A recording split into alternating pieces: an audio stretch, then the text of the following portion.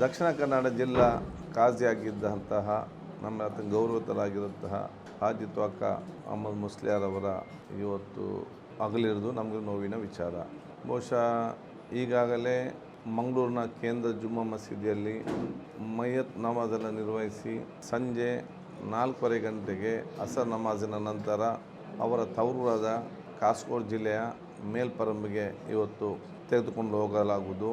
ಅಲ್ಲಿ ಕುಟುಂಬಸ್ಥರು, ಅವರ ಶಿಷ್ಯವೃಂದ, ಅಭಿಮಾನಿ ವರ್ಗದವರು, ಹಿತೈಷಿಗಳು ಎಲ್ಲರೂ ಕೂಡ ಅವರ ಅಂತಿಮ ದರ್ಶನವನ್ನು ಪಡೆದು ಎಲ್ಲ ಧಾರ್ಮಿಕ ವಿಧಿವಿಧಾನಗಳ ಎಲ್ಲ ಕಾರ್ಯ ಮುಗಿಸಿ ಅಲ್ಲಿಂದ ರಾತ್ರಿ 12 ಗಂಟೆಗೆ ಹೊರಟು ನೇರವಾಗಿ ಮೂಡುಬಿದಿರೆ ಕಾಶಿಪಟ್ಟಣಕ್ಕೆ ತಲುಪಲಿದೆ. ನಾಳೆ ಬೆಳಿಗ್ಗೆ 8 ಗಂಟೆಗೆ ಬಹುಶಃ ನಮ್ಮ ಅಂತಿಮ ಆ ಒಂದು ದಫನ್ ಕಾರ್ಯಕ್ರಮ ಇವತ್ತಲ್ಲಿ ನಡೆಯಲಿಕ್ಕಿದೆ. ಅದಕ್ಕೆ ಸಾರ್ವಜನಿಕರು ಎಲ್ಲರೂ ಕೂಡ ಸಹಕರಿಸಬೇಕಾಗಿ ಅಂತ ನಾವು ಅದನ್ನು ಕೋರ್ತೇವೆ.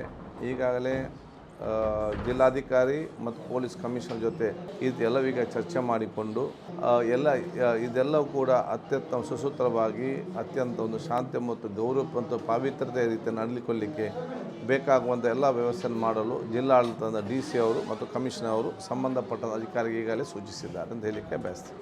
ಹೌದು, ಇದೆ ಸರ್ಕಾರದ ಆ ಒಂದು ನಮ್ಮ ಜಿಲ್ಲಾಧಿಕಾರಿ ಕಮಿಷನ್ ಚರ್ಚೆ ಮಾಡಿಕೊಂಡು ಸರ್ಕಾರದಿಂದ ಯಾವುದೆಲ್ಲ ಇವತ್ತು ಆ ವ್ಯವಸ್ಥೆ ಮಾಡಬೇಕು ಅದನ್ನು ಮಾಡ್ತಾ ಇದ್ದಾರೆ. ಈಗಾಗಲೇ ಇಲ್ಲಿಂದ ಬಹುಶಃ ನಮಗೆ ಇವತ್ತು ನಮ್ಮ ನಗಲಿರುವುದು ಕಾಜಿ ನಮಗೆ ಅತ್ಯಂತ ನೋವಿನ ವಿಚಾರ, ದುಃಖದ ವಿಚಾರ. ಆದರೆ ಅವರ ಅಂತಿಮವಾದ ದಫನ್ ಕಾರ್ಯವು ಮತ್ತು ಬೇರೆ ಕಡೆ ಹೋಗುವ ವ್ಯವಸ್ಥೆ ಎಲ್ಲೂ ಕೂಡ ಪಾವಿತ್ರತೆಯಿಂದ ಅತ್ಯಂತ ಶ್ರದ್ಧಾಪೂರ್ವಕವಾಗಿ ಗೌರವಪೂರ್ವಕವಾಗಿ ಅದನ್ನು ನೆರವೇರಿಕೆ ಎಲ್ಲರೂ ಕೂಡ ಇಚ್ಛೆ. ಅದಕ್ಕೆ ಪೊಲೀಸ್ ಇಲಾಖೆ ಇನ್ನಿತರ ಇಲಾಖೆಗಳು ತಮ್ಮ ಸಹಕಾರ ಕೊಡ್ತಾ ಇದ್ದಾರೆ.